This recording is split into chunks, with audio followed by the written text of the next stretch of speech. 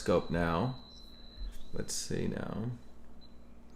All right, everyone. This is Dr.SHIVA Ayyadurai. We're going live with Deanna Lorraine, right? Yes, Deanna Lorraine. I just was retweeting the Periscope to my followers. All right, great. So that is, did you get this? So there, it should be coming through. Let's see what's going on here. And we got, okay, good. View broadcast. Oh, good. Looks, we're pretty good. Okay. Perfect. All right, everyone. Welcome. This is Dr.SHIVA Ayyadurai. I'm here with Deanna Lorraine. Deanna ran for Congress against Nancy Pelosi in California. So we're going to really have a conversation talking about this. We'll probably do another one, right, Deanna? We'll do a follow-up. We're going to talk about culture, etc. But today, I think we really want to focus on your experience that occurred in California. I'll talk a little bit about my experience when we ran against a swamp here in Massachusetts. And then I think the intersection of today is really to talk about what's, there's a picture that's out there with the interaction of Fauci, who's really spearheading the entire COVID health policy. And it appears that him and Pelosi actually were good friends through their some common interaction with Elton John. But we'll talk about that.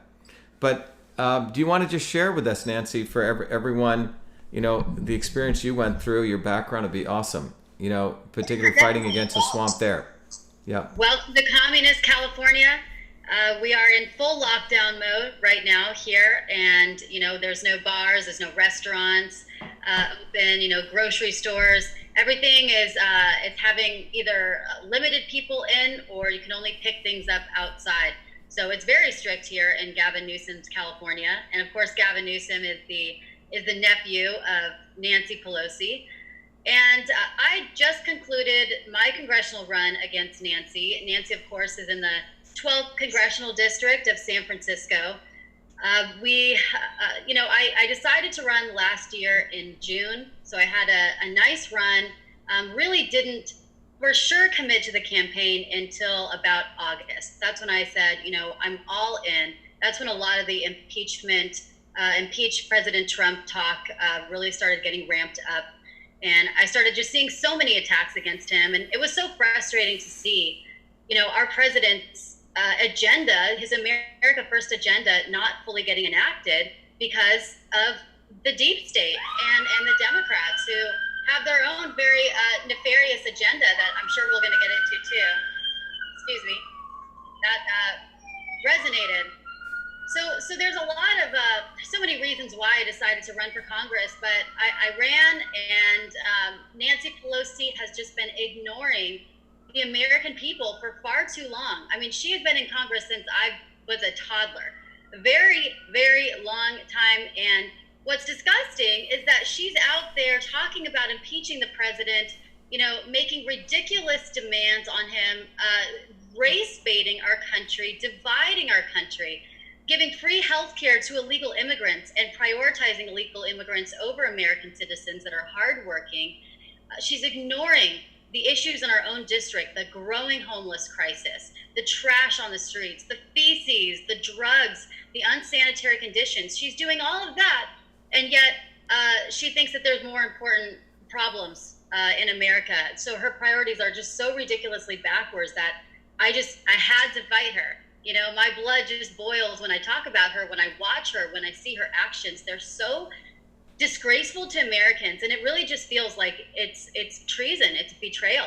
Someone needs to run against her. There was not a strong patriotic voice running against her. So I decided to throw myself in the fire and tackle the head of the snake.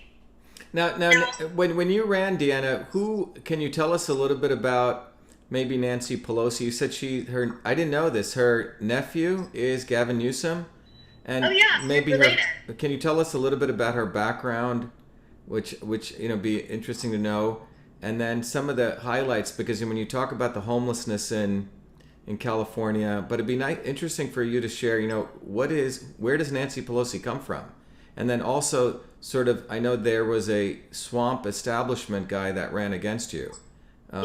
So. Yeah, I'll try to answer all these questions. Well, Nancy Pelosi, she is the aunt of Gavin Newsom. They're related. And of course, when you get to know the power structures in America, there are a lot of families that are high up in power that are related as well. And she's been entrenched in the swamp for the last 33 years. And as you both know, as we both know, she has more than just done nothing for Congress. She's done a lot of destruction to America. You know, President Trump likes to call her and the Democrats do-nothing Democrats, but I think he's wrong on that front. I think that's actually do destruction Democrats, because that's what they're doing. It's an intentional destruction. It would be nice if they were just ignoring things, but it's more than ignore, it's destroy. And under Nancy Pelosi's watch, the homeless crisis in San Francisco has gotten completely out of hand. It's grown 17% in the last year alone, and even despite pouring $300 million into the homeless crisis. Like, where is this going? The drugs, the needles on the streets. I mean, if you walk into parts of San Francisco, it does feel like a third world country. I don't know when the last time you've gone there, but it's no longer, you know, the San Francisco treat that's a romantic town. So what's a street that looks really bad? Like, if you were to tell people the geography in San Francisco. There's a specific district called the Tenderloin District, and the Tenderloin District encompasses about a dozen streets. So if you're not familiar with the area, the best way to tell you is if you look on a map, you'd see the Tenderloin District. And in that district, there are people shooting up heroin on the streets. There are people defecating on themselves. There are people urinating. There's so many tents set up and homeless on the streets. And honestly, you don't even know if some people are dead or alive. There's that much suffering and pain going on. A lot of people are just numb to it. They step right over these people because the city doesn't do anything about it. Nancy Pelosi is not making any priority over it. And just as a little a nugget of information that is interesting, in 2019, up until when I last counted, which was about a month ago, Nancy Pelosi and her staff and her campaign released 362 press releases. And not a single one of those press releases discussed the homeless problem. Not one. They talked about President Trump impeaching. They talked about things they were going to do for illegal immigrants. A lot of it was addressing LGBTQ issues. But why wasn't she concerned about the homeless crisis in her own backyard? Why isn't she concerned about Americans' issues, things that Americans are struggling with, and real problems? Why isn't she talking about uniting the family unit? Why isn't she talking about the opioid crisis? It always seems like her priorities are so ass backwards, excuse my language. And it's frustrating. It's frustrating as an American, because I see these people. I talk to the homeless on the streets. I ask the people that are struggling, making it paycheck to paycheck. And Nancy Pelosi, her head's up in her clouds, and she's totally out of touch. But San Francisco is just the perfect case study for what happens when in heavily Democrat-led districts, right? If we look at Baltimore, Chicago, if we look at Los Angeles, a lot of these sanctuary cities, and San Francisco is a sanctuary city, it does nothing for the Americans and the citizens. It only harbors, and it's only a sanctuary for criminals and illegal immigrants. Now, Deanna, one of the interesting things is, I don't know if you know this, I think you said it at California at 17% increase in homelessness. Do you know Massachusetts in the last year was the highest in the United States with 18%? Wow. So, so because Joe Kennedy, there's a guy called Joe Kennedy on the Democrat side for U.S. Senate. You know, he's the guy who was a silver spoon guy. Everything was given to him. He's going to be running against a guy called Ed Markey, who's the incumbent. 2 years ago, ran against, what's her name? Warren. And what's interesting is Joe Kennedy, when he was launching his campaign, he went to a homeless center to give his speech. And, you know, he went there purely for photo ops. And when he was coming out of this, the homeless center, I said, Joe, what do you have to say about the fact that Massachusetts has the highest increase in homelessness, higher than California? And we have this on video, and his response was, I don't know anything about that. So it goes to your point about people who claim that they want to help people. They're essentially becoming the new aristocracy. So if you look at a person like, what is Pelosi's background? Where did she come from? What did she do before she got into politics? She grew up in Baltimore, and of course, she's not even a native Californian, and she's someone that grew up in a wealthy family, and a family that really primed her for politics, and primed her to be in the political stage. And then she became, congresswoman, and now she's the Speaker of the House. And again, what bothers me so much is that these are people that are really a lot of times just put in place, and they're groomed from childhood to be in government, and they're all in cahoots with each other. The deep state is very real. The swamp is very real. It's not this airy fairy thing. It's real, and these swamp creatures are just embedded in it. And there's so much blackmail that goes on behind the scenes. There's so much cronyism that happens behind the scenes. Nancy Pelosi's, she's got a net worth of, I think, $10 million. Why? Why when she has a salary of only $250,000 a year? What, Deanna, isn't she, does she come from a construction family? Or no? I think so, yeah. I see. Well, that's, again, you never really know with these backgrounds, but, she also, I don't know if you know about her son, Paul Pelosi, but that's another kind of similar thing with Joe Biden. Yeah. There's a lot of scandals going on there. They have ties to Ukraine and ties to Burisma. And we're not focusing on their scandals and their finances, yet we're focusing on President Trump's and his tax returns. So what was her career before this? Was she an attorney? I think she was an attorney, actually. Yeah. Yeah. Yeah. Yeah. I mean, obviously she's been in Congress since before I was born. So, she had a life, obviously before that too. I mean, she's an old woman, but it's not a problem to be old. It is an issue to be in the condition, I think the mental condition that she's in, which I think that you've seen has been going downhill pretty fast. Wait, is she an alcoholic? Because every time she talks, I mean, I've never met her. It's fascinating to watch her talk, and her, I observe people's sort of physiognomy, the way she talks. Yeah. Is there an illness that she has? Is that just the way she talks, or is she a drunk? Well, she didn't always talk like that. I think that condition has gotten worse significantly over the last year. I think there may be alcoholism involved. I think there may be drugs involved. I think there may be just a deterioration of the mind in general. Harbor that much hate and division inside you, and you're so dishonest, and you lie so much. How could your physical condition not deteriorate along with the soul? Yeah. That's at least my theory for Nancy Pelosi. And you see Hillary Clinton's condition, Joe Biden's condition. All of these people are just declining rapidly in health. And then we've got President Trump, who just seems like he's got the energy of a teenage boy. Yeah, it's fascinating to watch. I think the spirit in people, or the lack of spirit, shows pretty clearly. So the last thing, on your election that I want to know, and I want to share with you sort of some of the parallels. When you were running, I think you said California yesterday to me it's not like the Democrats run and then the Republicans run. It's everyone just runs all together in a primary, right? And then I think it'd be really interesting I thought it was pretty wild when you said that there were 4 people who were running, you, Pelosi, another GOP sort of rhino, who was trying to fake as though he was a Trumper. We have a lot of fake Trumpers.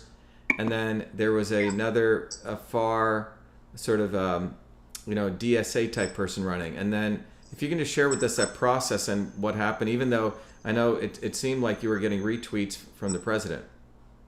Yeah, well, let's just put it this way. If there was a national vote, I would have won easily. If there was a popular vote, for sure, I would have won, because the national support that I had was tremendous. Still is.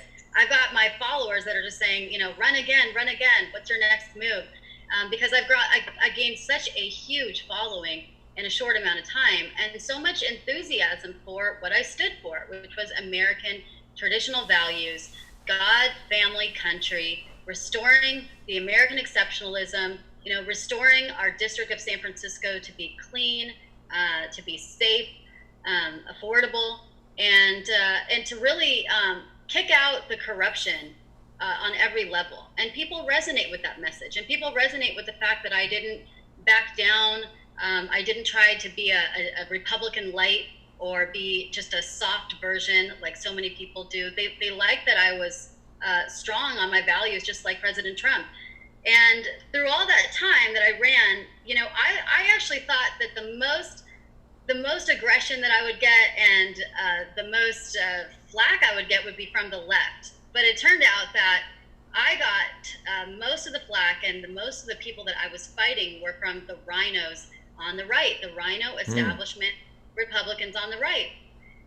From the California GOP, which has grown to be quite a crooked organization, and the San Francisco GOP, who is run by the head of one of the individuals I was running against also. This person, I believe, he checks off all the boxes for a rhino, is not a strong patriot or Trump supporter. And that guy is who I was spending so much of my time fighting with, unfortunately, throughout the campaign, because he spent his whole campaign attacking me, dismissing me, smearing me, running massive smear campaigns on me, trying to dig up dirt and videos and pictures of me when I was, 10 years ago or 15 years ago, and then try to spread it around and create rumors around it. He was hiring basically like a National Enquirer-esque blogger to write a series of hit pieces on me. And the hit pieces just kept coming and coming and coming all throughout my campaign. So it was kind of horrifying to look in the morning and see another article about me that was ridiculous, or something that I did, 15 years ago when I was a teenager. It's the things he was doing was so ridiculous, but it had me expend a lot of energy fighting him. And I should have been spending all of that energy fighting the left. But what it made me realize is that there truly is a swamp, and it's not necessarily right or left. It's these phony rhino Republicans and the left, but they're all in it together.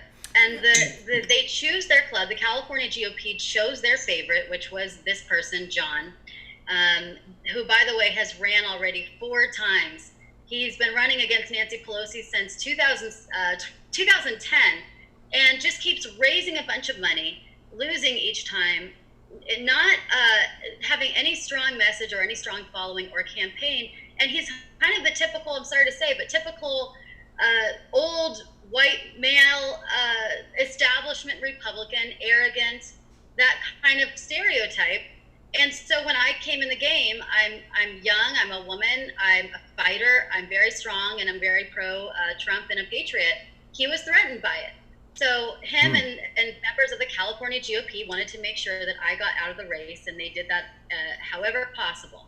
Now, Deanna, one of the things you said was, and this is a phenomenon I've seen, is that in Massachusetts, and I'm sure it's there, the entire quote-unquote Trump movement has been hijacked, meaning by the rhinos. So they essentially talk the words, wear MAGA hats, talk one way. Did that take place too? Because you were telling me that they were literally stealing your authentic talking points and just acting as though they were supporters of the same sort of disruptive politics that Trump really wanted to see disrupt, both essentially go after the swamp. Absolutely. Yeah. So the guy that I was running against, John, he, in all of his years of running, he never has mentioned Trump. He's never mentioned anything that, he's never been vocal about conservative values, patriotism. He's never mentioned faith before. He has called himself more of an independent, and in previous articles in the past, he's even said that he doesn't like to call himself a Republican because that would cost him votes in San Francisco. And he likes to kind of play to both sides. So we get all that. Then halfway through my race, he starts realizing that, it's a cool thing to be pro-Trump, and my message works. And I wasn't crafting any kind of message. It was just me. It was authentic to me. These are my beliefs, and I stood by them. I didn't care if people in San Francisco thought they were too secular to have God, family, and country in my campaign slogan. I didn't care if there weren't enough, there were too many lefties in San Francisco to be openly pro-Trump, because I just wanted to stick to my guns. If I got few votes for sticking to my guns, then I'll know really where San Francisco stands right now. But he saw that approach and started copying it halfway through the campaign, and then he started using words like Patriot, and he started talking about Trump, calling himself a Trump supporter, and he never used to do that. And the head of the California GOP, Jessica, she's the chairwoman of it, she's even said, and you could look it up in multiple articles, she said that she tries to steer her endorsed Republican California candidates away from openly promoting their support for President Trump and openly supporting conservative values, because she's worried that that scares liberal Californians away. Yeah, it's interesting. So if you just sort of look at what you just shared, and California and Massachusetts are supposed to be essentially two blue states, right? Yeah. The parallels are quite stunning, because if I can share with you, in 2017, I never voted in my life because I never cared for electoral politics. I was a more ground activist for many years since I was a kid. But when Trump ran, I decided to register. In Massachusetts, 60% of people registered as independents. The Republican Party is really not a Republican Party as I could see. In fact, they were against Trump, so I registered as a independent, voted for him, and then I got invited to the inauguration, went, and after I heard Trump's speech, I registered as a Republican. And I think literally the next day I decided to run for Senate. And when we ran here, our campaign was totally to eviscerate Elizabeth Warren and to expose the GOP establishment here. In Massachusetts, probably not dissimilar to what you went through, the quote-unquote Republicans actually hated Trump. The governor of Massachusetts, who was a Republican, on the date of Trump's election, there's a front page article in the Boston Globe says, "I don't think I'll vote for Trump." This is a Republican. His mentor, a guy called Bill Well, just ran against Trump. Okay. And so you have this, and these guys essentially control the Massachusetts GOP. So when I came in, they should have frankly embraced me, right? I represent everything that represents the American values, and here's a guy who's in some ways is a person of color who's running as a Republican. What better opportunity for the Republican Party to say, wow, this is cool, right? We can open up our tent, bring more people in. And this guy's this guy's the epitome of the American dream. Grew up as a working class kid in New Jersey, came from nothing, 4 degrees at MIT, 7 companies. But instead, they were so afraid of an outsider coming in. And I think that's what it is. These guys are essentially in collusion they're one. There's no really Democrat or Republican, particularly in states like California and Massachusetts. So they run a guy against me who's a complete idiot, was a failed sign salesman who photoshopped a picture with the president. There's 3 hands in the picture. Okay? Good catch. Yeah, so we sent it out to a forensics guy, but the swamp continued to support this guy. So I decided I'd run back as an independent because there's no way they were going to let me on the ballot. And we ended up getting 100,000 votes, 5 times more than any U.S. Senate independent candidate in Massachusetts history. And and we went hard at Warren, just like the president was, which is focusing on her lack of integrity. It wasn't really about race. And we had signs all over Massachusetts. Only the real Indian can defeat the fake Indian. We had thousands of these signs. You couldn't get away. Massive signs. I sent her a DNA test kit. She returned it. When she returned it, I tweeted, that went viral. I was on Fox and Barney and Jesse Waters. But it was a total bottoms-up campaign. And the collusion was quite fascinating because legally I should have been on the debate stage. Elizabeth Warren, the Democrats, and the Massachusetts GOP colluded to keep me off the debate stage. So we had to file, a federal lawsuit. Both of them tried to tell me that I had to take the sign off my bus, which said only the real Indian can defeat the fake Indian. We sued and we won that. So but the bottom line is, in Massachusetts and I think in California, I think the key thing is there's only one party. And so it observes from what you're telling me, they don't really want to win, perhaps suck up people's money. And then the insidious thing they do is act as though that they're Trumpers. The head of the Massachusetts GOP, a guy called Jim Lyons, when one of the volunteers when Trump ran said, "Hey, may I put a Trump sign on your lawn?" He goes, "Get that effing sign off my lawn." Okay? Now he's the head of the Mass GOP and he claims he's a Trumper and is using that to raise money for the GOP. So that's what they essentially use the Trump brand to raise money. So I think that's a commonality of what we both experience. There's this very deep swamp where it's one party. They do not want outsiders. And they use Trump's name. This is what the most insidious thing, to try to misdirect everyday working people as though they're the Trump. I don't know if that phenomenon occurred, but that's, yeah. Absolutely. Yeah. It's all of a sudden I see pamphlets of his going out saying that he's pro-Trump and trying to use the language that kind of stirs up his base. And what's crazy is the California GOP, one of the candidates they endorsed this year is a man running against Maxine Waters, and he actually ran for president last year on the green ticket against President Trump. Wow. Or 2016. Yeah, he tried to run against President Trump, and then this year for the first time he's just a registered Republican, and then boom, started running for Congress against Maxine.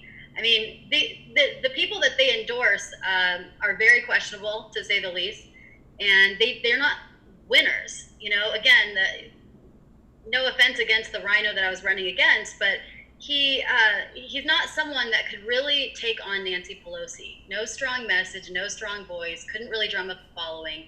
And, someone running up against someone big like that, especially a big political Goliath, you've got to be someone that gains enthusiasm, that gains support, that gains a following, that has a strong message that inspires people. And yet, a lot of the grassroots candidates, and I was seeing others, I talked to others in California too this year, they were continuously just getting ousted by the California GOP. They were shunned. So I think that's the same phenomenon in Massachusetts. It's almost like, I think you have 17% increase in homelessness. Massachusetts beat you guys by 1.18%.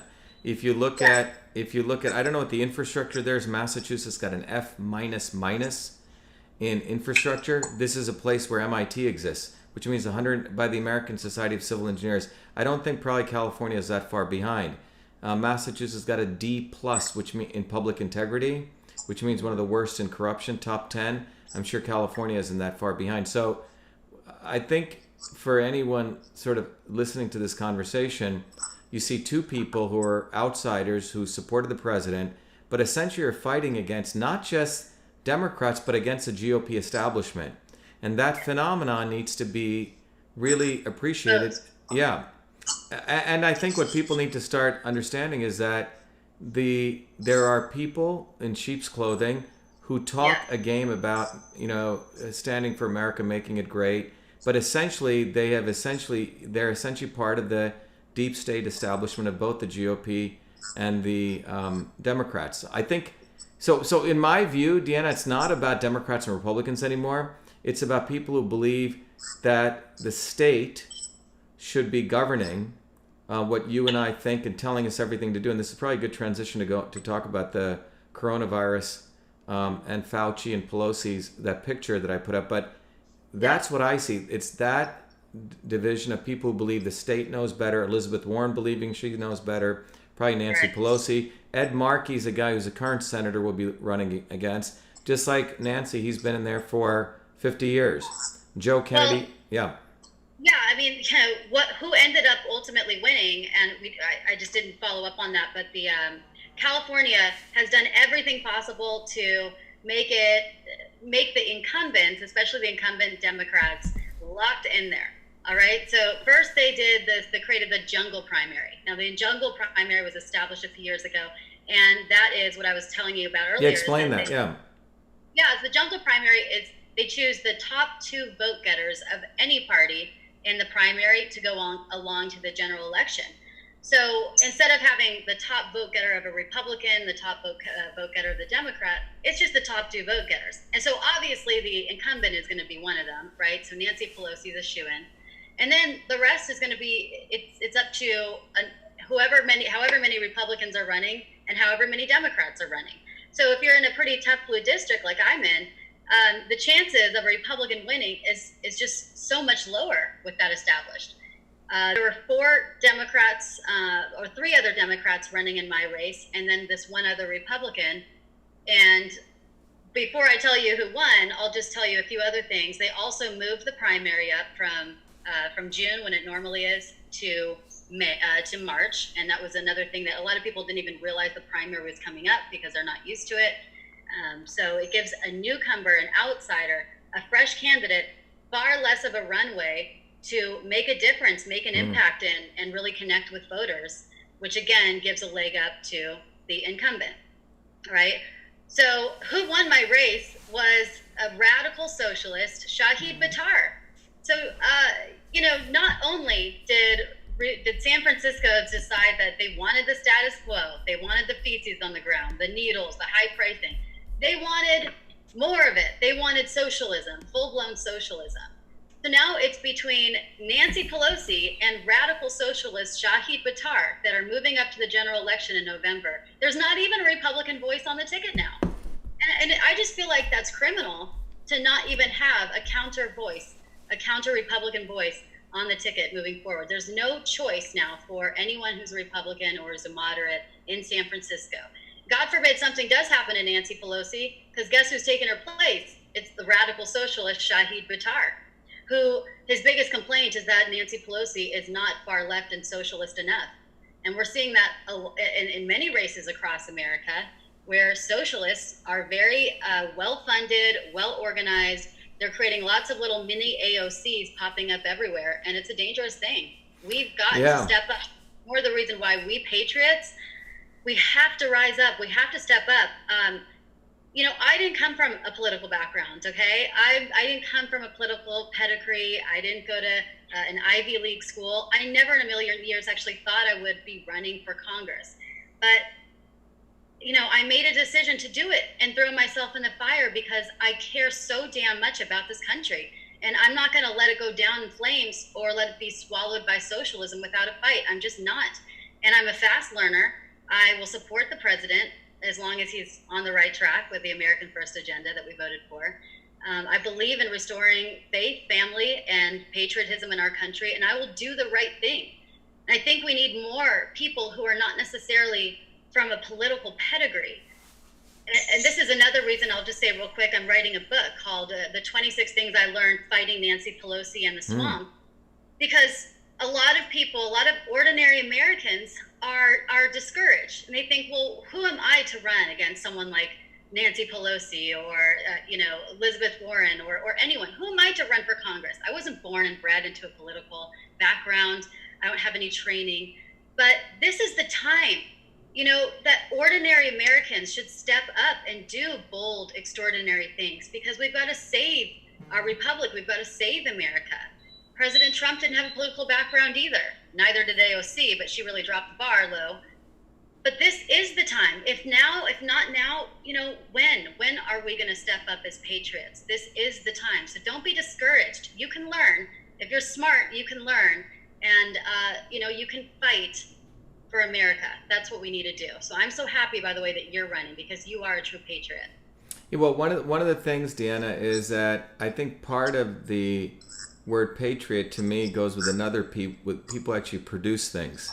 People actually make things. People who, the founders of this country, you look at Washington, he was a surveyor, he was a farmer, he actually knew mathematics, he knew physics. Jefferson was an architect. Same with Franklin, blacksmiths. Many of these people actually knew how to create things. They were into creating the future. And that's why I think the Constitution was so profoundly authentic, because they were in the trenches, in the nuts and bolts of creating things. They weren't lawyer lobbyists, and if there were the lawyers there, they were actually interested in defining a future. They weren't people who were basically the nobility. And in this country in 1776, when the revolution ended, what happened was those who lost didn't get up and leave. They embedded themselves in places like Massachusetts, right? The Blue Bloods. And they made their title be Esquire, the lawyer lobbyist. So what we have in this country today is they've actually resurrected themselves. And it doesn't mean a revolution just occurs once and it's over. Sometimes you have to have another revolution.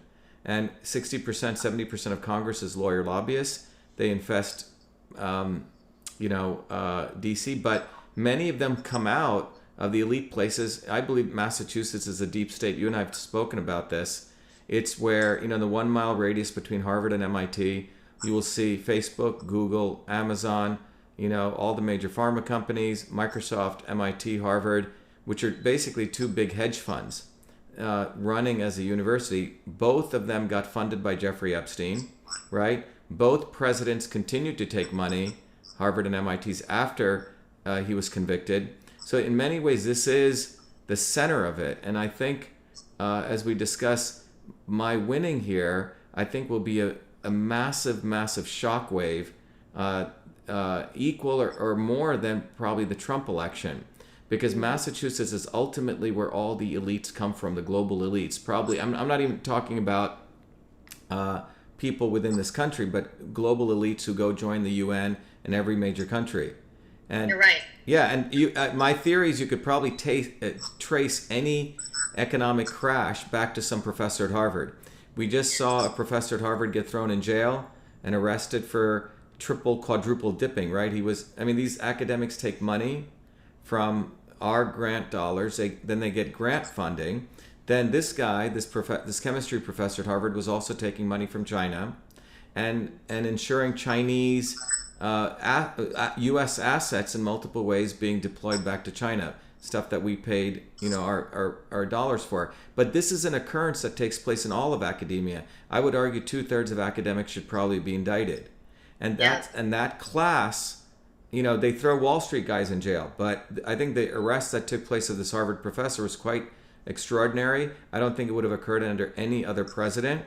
And it occurred under this president because he does not come from that elite group. And neither do you or I. I came from working class backgrounds, earned all my degrees at MIT, started 7 companies. And that's why I think, as we discussed, the Senate election in Massachusetts is not a U.S. Senate election in Massachusetts. It's actually, like you saw, a national election. We're having people from all over the country support this. Yeah, we can think of your election as like the deep state election, the deep state versus patriotism. Another President Trump election, really, because that's who you're fighting. And it matters. If we continue to elect these same and endorse these same establishment deep state actors into office, nothing's ever going to change. And also it disintegrates hope from ordinary Americans who might want to run for office, but they just see the same people get elected over and over again, and it's discouraging because they think, well, it's just rigged. The system is rigged. How can I break through the matrix? So President Trump, in a sense, broke through that matrix. Nobody thought he would win. The odds were against him, and he won. I think you could do the same. I think you have all the goods. I think you have all the material to win. Yeah, the reason I'm putting this up is this was a tweet that went massively viral. I think it went out to nearly 2 million people, the impressions on it. I retweeted it too because it was amazing. Yeah, and I think the essence of this tweet was speaking to the point you were saying. It's a potent tweet because it talks about the fact, hey, I have a PhD in biological engineering, so in one case, I've rebelled against them, right? But it really points out the fact that the fact that I'm accomplished. I do research in this field. I'm not a lawyer lobbyist, but someone with my perspective is basically calling out that the deep state will go to, that this issue with the coronavirus will go down as a deep state. I'm trying to read it backward. As one of the biggest frauds to manipulate economies, suppress dissent, and push mandated medicine. And that's pretty much where we're at. So maybe we can spend a couple minutes talking about that tweet. I think was a turning point in the sense all of these people who are watching this coronavirus, what I call nonsense in many ways, the fear mongering, were looking for a voice to say that. And the problem is that the academics in this country will not say anything because they are basically the oldest profession right now, next to the Hollywood people, okay? And that strata is owned by Anthony Fauci. He has spent 40 years Essentially, he controls the lives of most academics because they're very small circles. And they, by the way, they work very closely with Hollywood, okay? If you look at a guy like Fauci, we just found this tweet which goes to your enemy over there, is Nancy Pelosi. And there's a very interesting picture. It's quite a telling picture.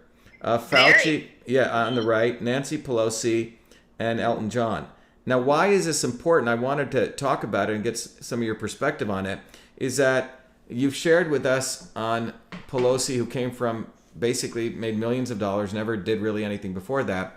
You see Elton John, who represents really the gay community in many ways. He's a musician. And then you see Fauci. Now, what happened was when Fauci's entire career, which many people may not know, was built on the fake science that HIV causes AIDS. And pretty much most people think HIV causes AIDS, okay? And based on that false science, that false causality, Fauci built his eminence. He made links with U2 and the AIDS community and essentially projected himself as this guy who's fighting for rights for the disenfranchised, right? But the reality is, from a scientific standpoint, there is no causality between HIV and AIDS. HIV is a virus. 30-40% of Africans have HIV. They're not dying, okay? 67% of Zambia has it. They're not dying. But his predecessor, a guy called Robert Gallo, who was brought up on scientific misconduct charges, he couldn't even, he was trying to create the AIDS test, he couldn't even find enough HIV viruses. He had to steal it from a French researcher who did win the Nobel Prize. He didn't. He was kept out of it. And then he created a bogus HIV test. And then he was relieved out of his misconduct because Fauci stepped in. And the story goes, from a lot of the scientists I've spoken to, Fauci basically said, look, I'm going to become the top guy. Gallo, you go in the back. And that's how Fauci built his career. On this entire HIV is this boogeyman virus that creates AIDS. When AIDS is basically acquired immune deficiency syndrome, it's suppression of the immune system, and it occurs from drugs and drugs and drugs. Okay? At the time in the 70s and 80s, when gays were highly promiscuous, and this is not politically incorrect, many people agree with this, a person would have 1,500 partners, massive amounts of drugs, their immune systems were shot. Right. And the first 87 AIDS cases, Peter Duesberg, when he analyzed them, 90% of them were people doing amyl nitrites, which are called poppers, which prolong orgasms, and people would do massive hits of them, and they are known carcinogens. So none of this was brought out until Peter Duesberg brought it out, and he was vilified, and Fauci played a role in attacking Duesberg, who's an eminent scientist at Berkeley, the youngest guy who got his tenure, the youngest, I think one of the youngest members of the National Academy of Sciences. So what Fauci, if you look at his entire history from Reagan, I think to the Bushes, Bush 1, Bush 2, Obama, and now Trump, built his entire career on a boogeyman fake model of the immune system. And that is what is occurring right now. And he's a perfect part of the chess game of people like Nancy Pelosi who've been waiting as part of the deep state to impose cashless society, right? To eliminate voter IDs or get rid of it completely. And in the current bill, I don't know if you went through it, all of these are embedded in there. There's so much to say. That was such a mouthful. First of all, I just want to say you are the perfect person right now for this time. This is like this story that's happening right now. This crisis is actually made for you. And it's very interesting, isn't it? It's almost like there's a God who created it for all of us, so someone like me who came from nothing could speak to it, and it's very powerful for me at a deep level because I grew up in India where my grandparents had nothing. My grandmother was a traditional healer using food as medicine. I grew up in New Jersey doing research as a full-time research fellow in medicine because of my love of medicine. And where I created the first email system before I came to MIT. But the key is I've studied medicine all my life. Medicine as a system. And I've been always about food as medicine, right? Food as medicine. And what we've created now is dirty air, dirty water, dirty food. Brought to you by the GOP establishment and the Democratic establishment, by the deep state. The goal is to destroy the health of Americans, inject them with vaccines, make them reliant on pharmaceutical drugs, not on what the traditional values were. People, worked hard. We worked in the sun. We grew our own food, right? We were farmers. We learned how to work the earth. And that's where real fundamental values come from. You talk to people in the Midwest, you talk to people in the middle of Massachusetts, right? The fundamental values do come from people who work with their hands and their mind making things. And what we've done is outsource healing to the pharmaceutical industry, outsource healing to vaccines. And that's what Fauci represents. And people like Nancy Pelosi want to have top-down medicine, right? It's not bottoms up. It's totally... such a fraud. Yeah, it's such a fraud. It's really slavery. It's health slavery. They're creating sickness in us, and then they're banking off of that sickness, with the vaccines and their health care and their pharmaceutical drugs. They're literally making money off the sickness that they created in us. You can't get more, it's almost like they're raping us, And what's interesting is in California, what the contradiction and the hypocrisy is, most of these people who are quote unquote the liberal aristocrats, they make sure they get organic food. They make sure they eat non-genetic. Right. They make sure they go to their yoga classes. They make sure, and it's basically not real health. Most of them are the 0.1%. It's basically good food for them and to hell with the rest of us. And and that's what's fascinating to observe for me. With this quarantine, Jen, one of our mothers who sort of woke up and wanted to get more political, she realized even in this vaccine movement, there you could see this very interesting, the narcissist yoga folks who are basically saying, oh yeah, let's stay home, let's be quarantined. And then the real fighters in the anti-vaccine, or the medical freedom movement. It's fascinating to watch. So, and even here in Western Massachusetts here, you'll see these very sort of new agey people who talk a good game, but ultimately they vote for the Democratic establishment, for people like Elizabeth Warren who voted for the Monsanto Protection Act. Who voted for big ag.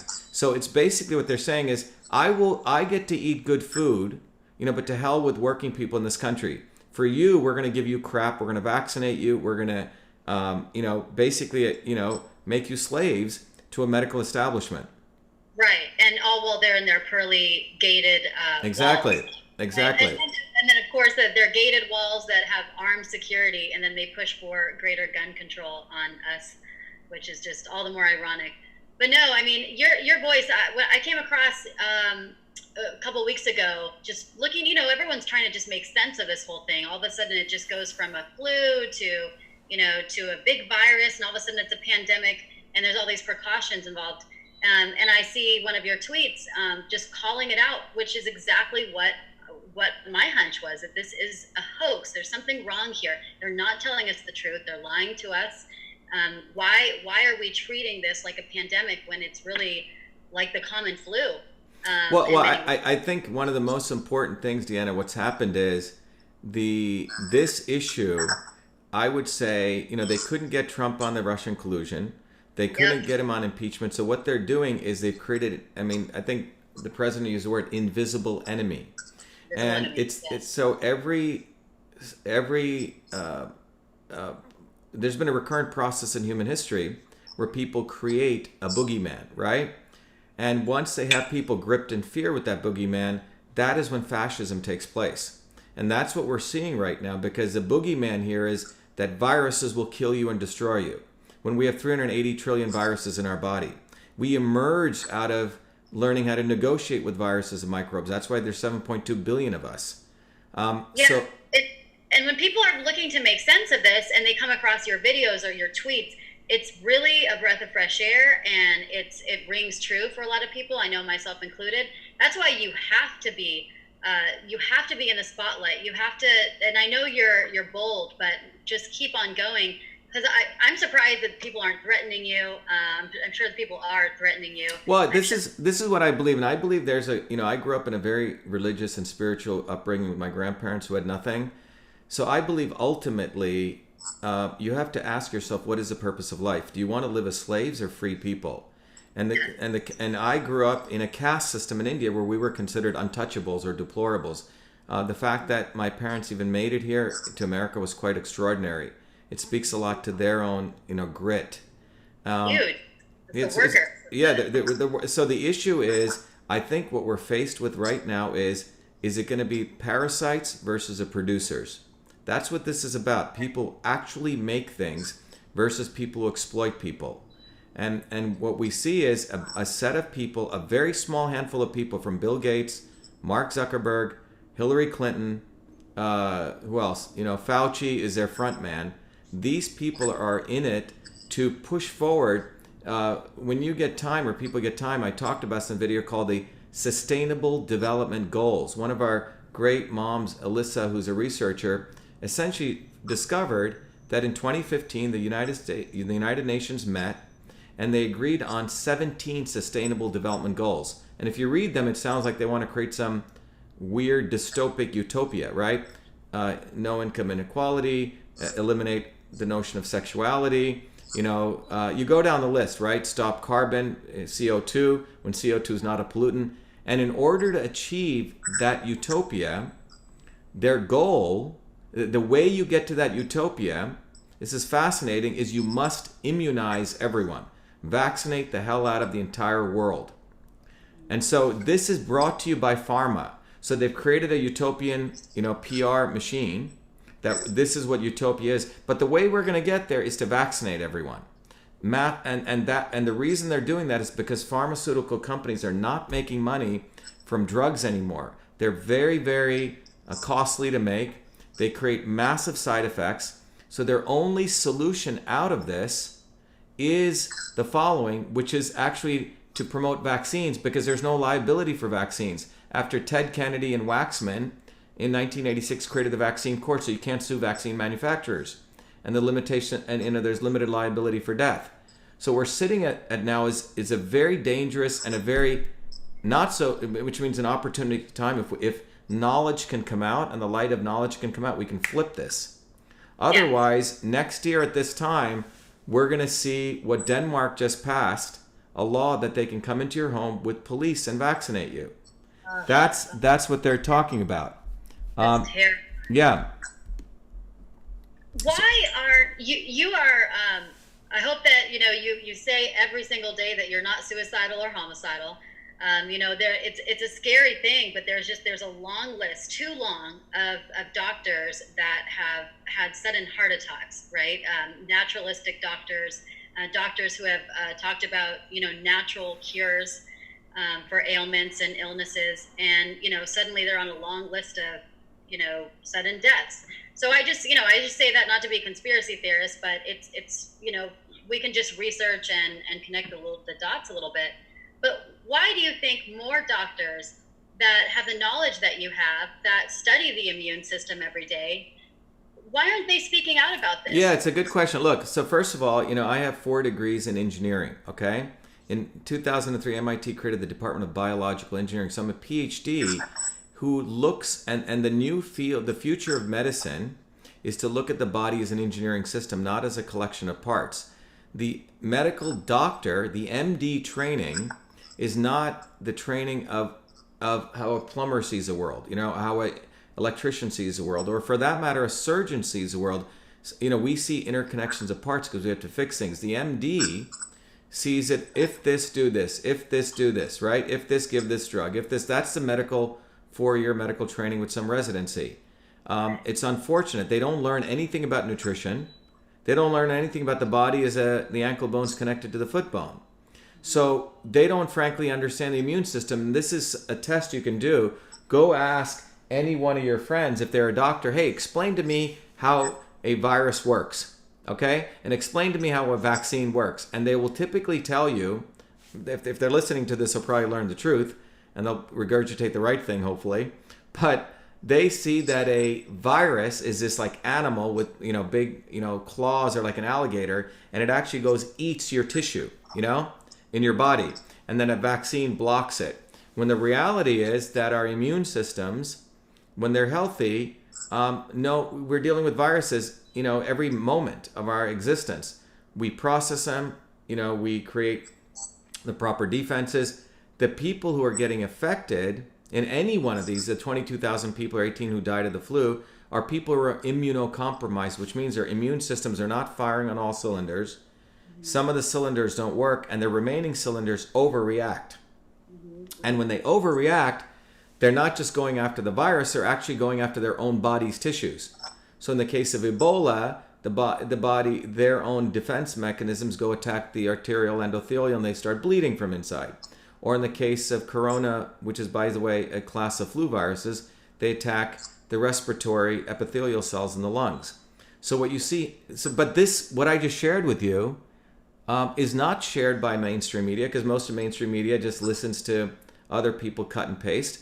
But the immune system is quite resilient. It was designed for resilience. And, you know, the letter I just sent to the president lays out a three-point plan, how we take care of the immunocompromised, which is not only for this thing, for long term, how we put back people to work by using three simple things: vitamin A, vitamin D, and vitamin C, and a little bit of iodine. Vitamin D is what we get from the sun. Vitamin A is what we get from the rich, dark, leafy fruits and vegetables, which is what we should be eating, right? And iodine and iodine, which should come from the soil, but we destroyed that. And then vitamin C. If you look at what I just said, it's basically get out in the sun, you know, eat fruits and vegetables. This is why I think in Chad and Djibouti, the two countries in Africa, out of all of this, only one infection of COVID, and no deaths, because they're out in the sun.